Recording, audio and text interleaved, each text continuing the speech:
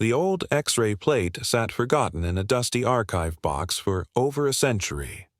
When medical historian Elijah Lucas found it in 2024, the label read simply, "Patient Hand, 1897." At first glance, nothing seemed wrong. The bones were clear and white against the dark background. The fingers stretched out normally. But when Elijah counted the bones inside, his blood ran cold. This wasn't just any medical image. It was evidence of something that should never have existed. In 1897, X-ray technology was brand new. Doctors called it a miracle. They could finally see inside the human body without cutting it open. Dr. William Benjamin ran one of the first X-ray clinics in Boston. His assistant, a young man named Levi, helped him take pictures of broken bones and foreign objects stuck in patients. They were proud of their work. They thought they were making history. They had no idea what kind of history they were really creating. One autumn morning, a patient named Ezra walked into their clinic.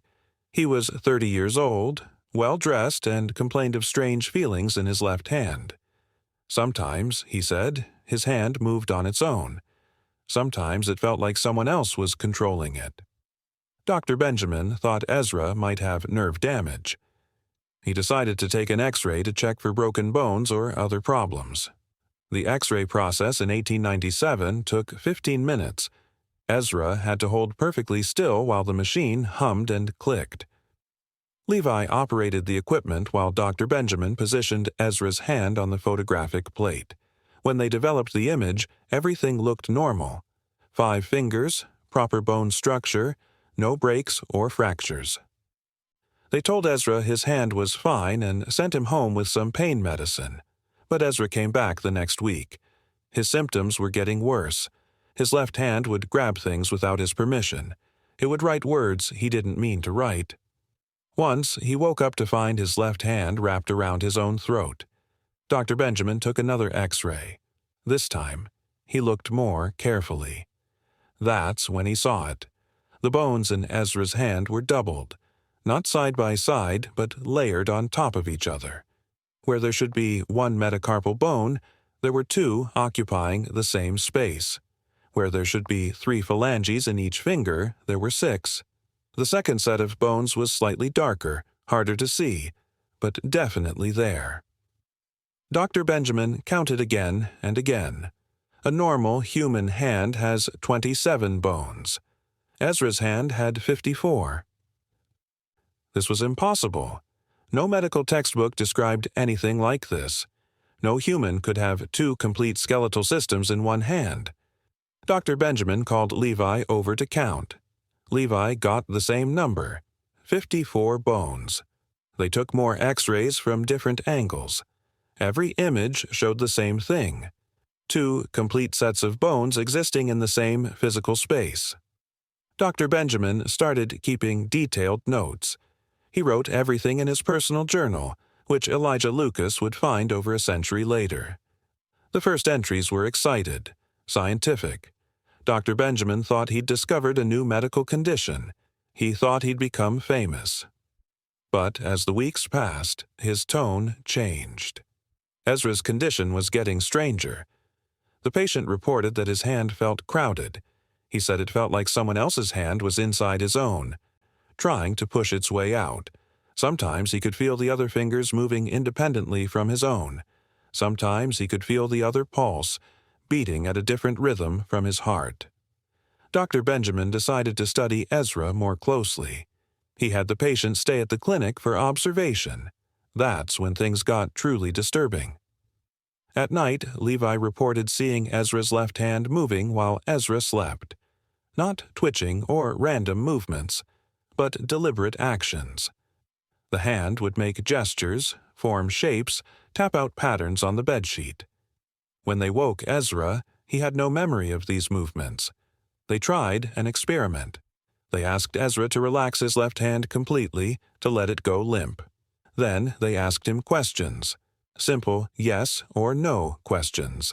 The hand would raise 1 finger for yes, 2 for no. But here's the terrifying part. When they asked the hand questions about Ezra, it gave different answers than Ezra himself would give.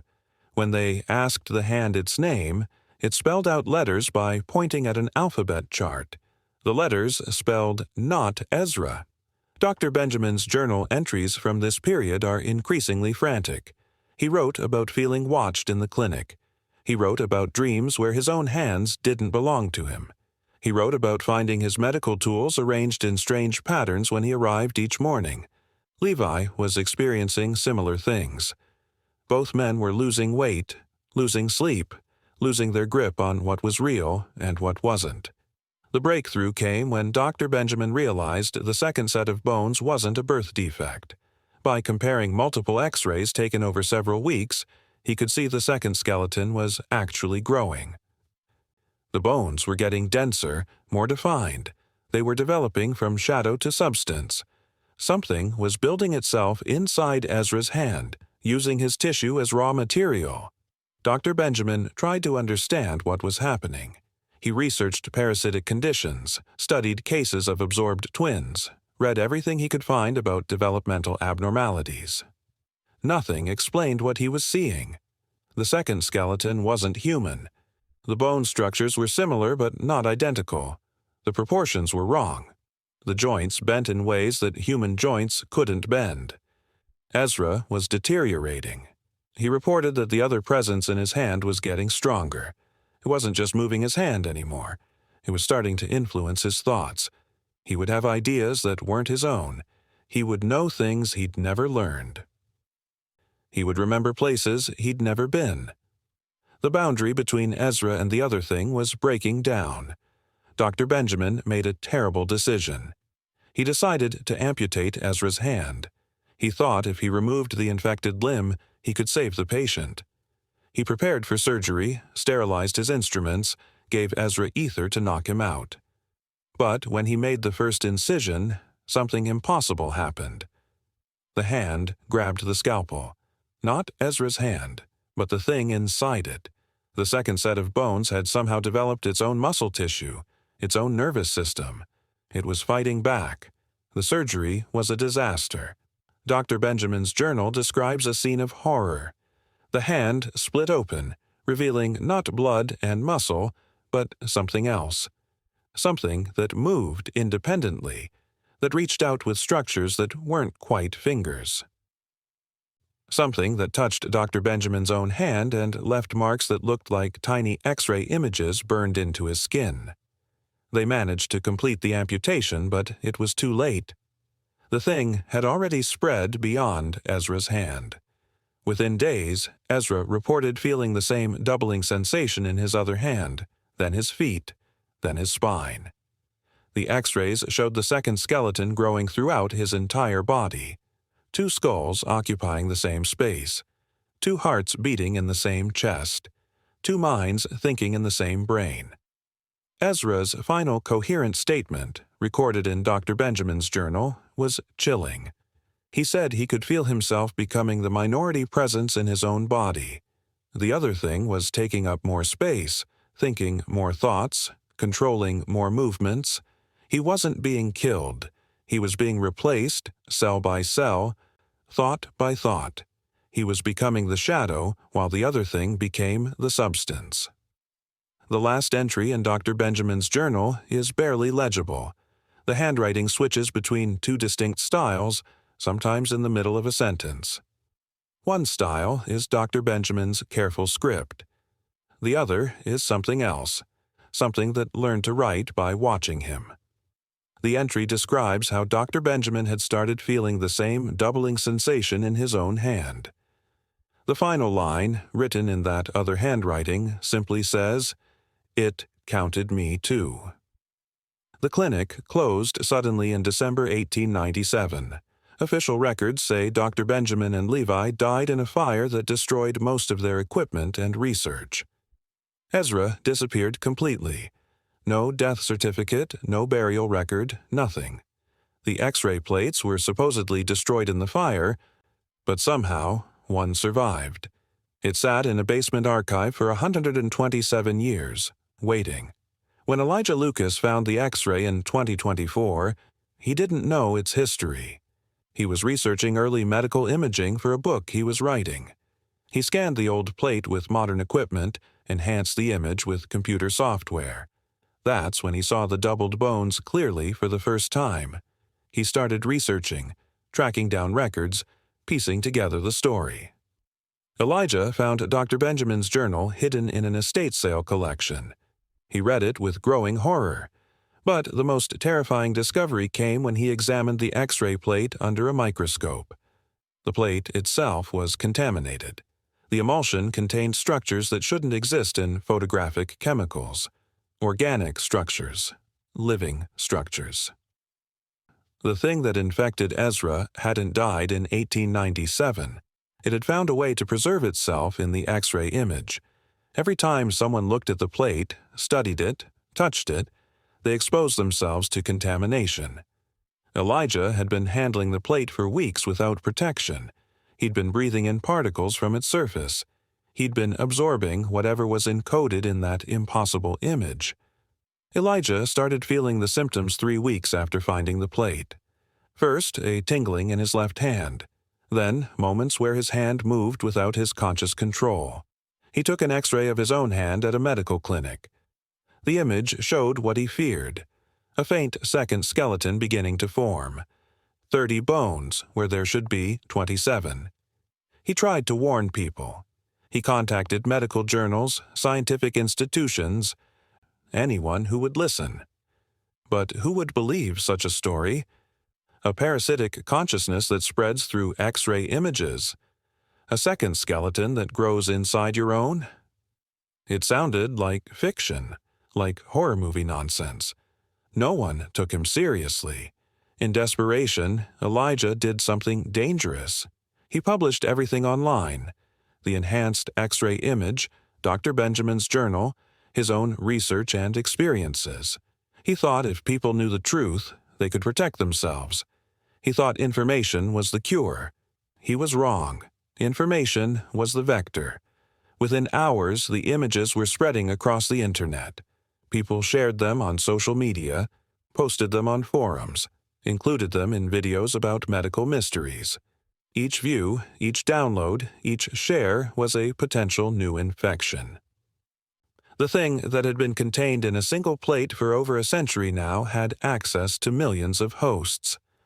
Elijah's final blog post, written 6 weeks after he found the plate, is disturbing. He describes living with another consciousness in his body. He says it doesn't speak in words, but in impulses, in ideas that appear fully formed in his mind. It shows him things, memories of other hosts, other times, other places. It's not malevolent, he writes. It's just trying to exist, to spread, to become. It's doing what all life does. It's surviving. He describes the physical changes, too. The second skeleton is now complete throughout his body. He can feel both sets of bones, both nervous systems, both heartbeats. Sometimes he controls his body. Sometimes the other thing does. Sometimes they cooperate. Sometimes they fight. He's learned to live with it, he says. He's had to. The most chilling part of his final post is his theory about what the thing actually is. He doesn't think it's alien or supernatural. He thinks it's something that's always been here, hidden in the spaces between spaces, waiting for the right technology to make it visible. X-rays didn't just let us see inside the body. They let something else see out. Elijah disappeared after that final post. His apartment was found empty, his computer still logged in, the original X-ray plate missing. Some people think he destroyed it to stop the spread. Others think he took it with him, wherever he went, or whatever he became.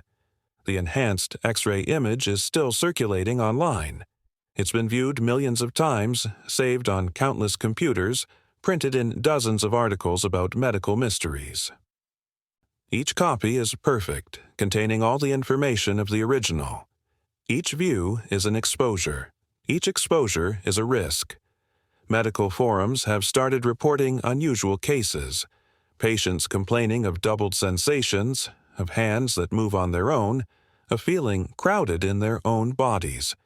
Doctors are taking X-rays and finding impossible things. extra bones that shouldn't exist, secondary structures occupying the same space as primary ones. The reports are dismissed as errors, as hoaxes, as mass hysteria. But they keep coming. There's no way to know how many people are infected. The thing spreads slowly, takes weeks or months to fully develop. By the time symptoms appear, it's too late. The second skeleton is already forming. The other consciousness is already taking root. The host is already becoming something else. The truly terrifying part is that we can't stop looking. The image is too interesting, too mysterious, too impossible to ignore. We share it, study it, analyze it, spread it further. We're doing exactly what the thing needs us to do. We're helping it spread. We're becoming its vehicles, its hosts, its new bodies. Scientists studying the phenomenon have made a disturbing discovery.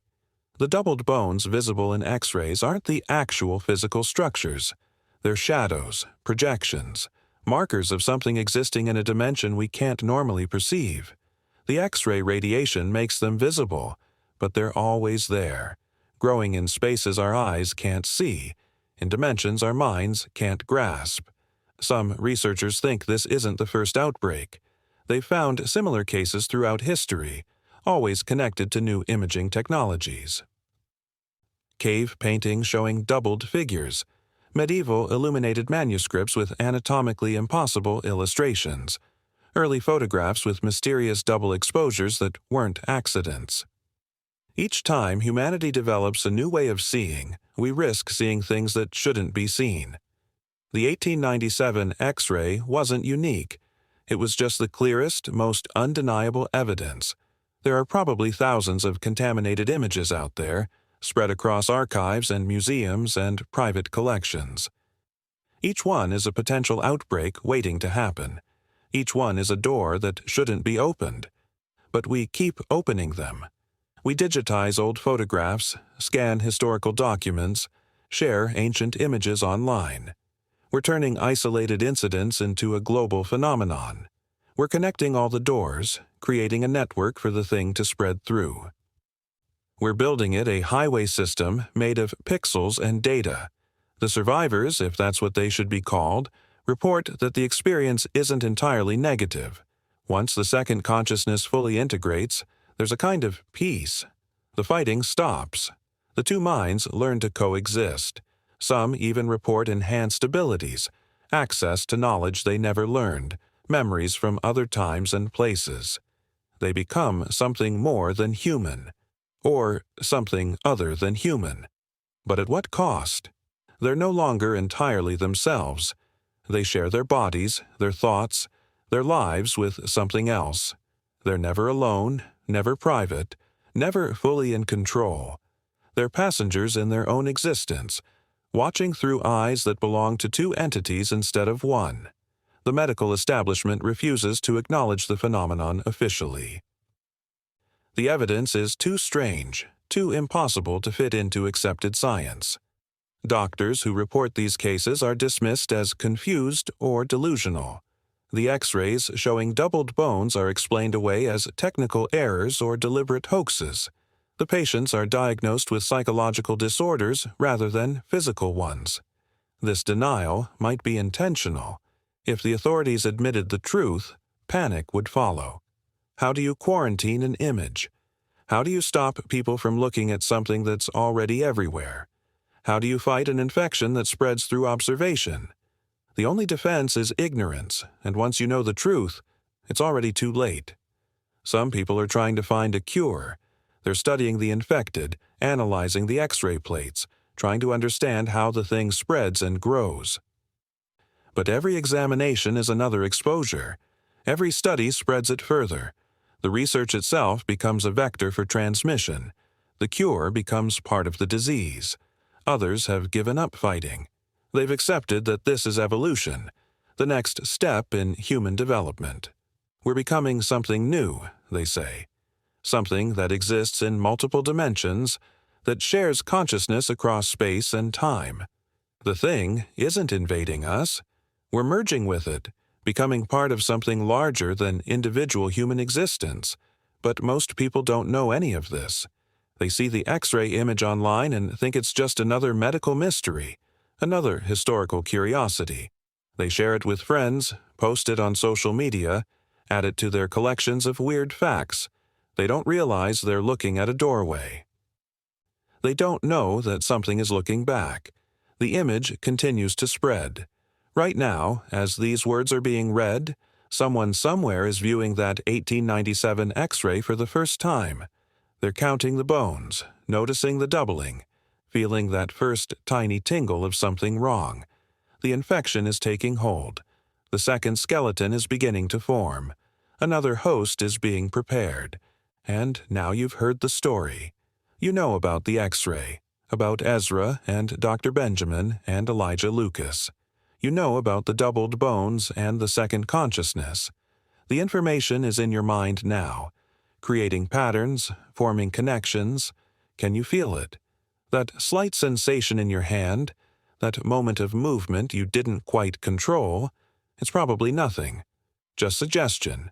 Just imagination. After all, you haven't seen the actual X-ray image. You've only heard the story. That should be safe. Stories can't infect you. Words can't carry contamination. Knowledge itself can't be a disease. Can it? Check your hand, count your bones. Feel for that telltale doubling, that sense of something else sharing your space. It starts small, so small you might miss it. But once it begins, it doesn't stop. The second skeleton keeps growing, the other consciousness keeps expanding, until you're no longer sure which thoughts are yours and which belong to the thing that counted you too.